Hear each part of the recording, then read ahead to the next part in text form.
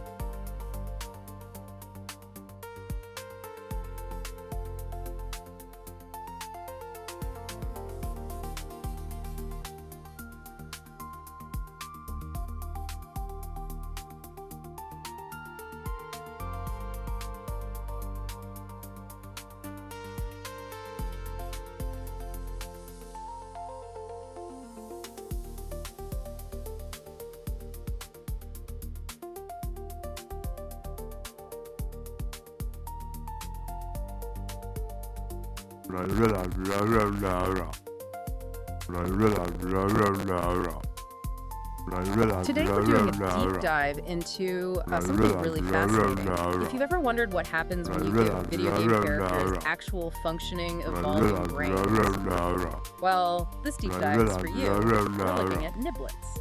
Yeah, Nibblets. I mean, if you were gaming back in the mid-90s, you probably remember a classic title called Creatures. And Nibblets basically takes that foundational idea of artificial life and just radically modernizes it. Right, because we aren't talking about, simple finite state machines anymore. It's not just basic logic. Exactly. They've moved entirely away from that hard-coded logic. So instead, these digital organisms are powered by large language models and, well, some really intricate vector-based physiological background systems. And the environment they live in is just as dynamic. For those of you listening, picture a 2D continuous space with diurnal cycles, dynamic weather, and my personal favorite, this experimental chaos mode. Oh yeah, chaos mode is great. It randomly injects unpredictable events just to see how the population adapts. And your role in all this is pretty unique because you don't use a joystick or keyboard to control them directly. Yeah, you act as this sort of omnipotent hand. You manipulate their world by dropping in apples for food, or a crackling fire, or toys. Or books for them to read. Or even formidable predators if you want to really test them. Which completely changes how you interact with the game. Since you can't force them to do anything, getting them to survive that predator comes down entirely to training. Like positive and negative reinforcement. Spot on. Using that same hand, you can tickle a creature to reward it or slap it as a punishment. And that action directly alters its short-term memories and its emotional mapping toward whatever stimulus is nearby.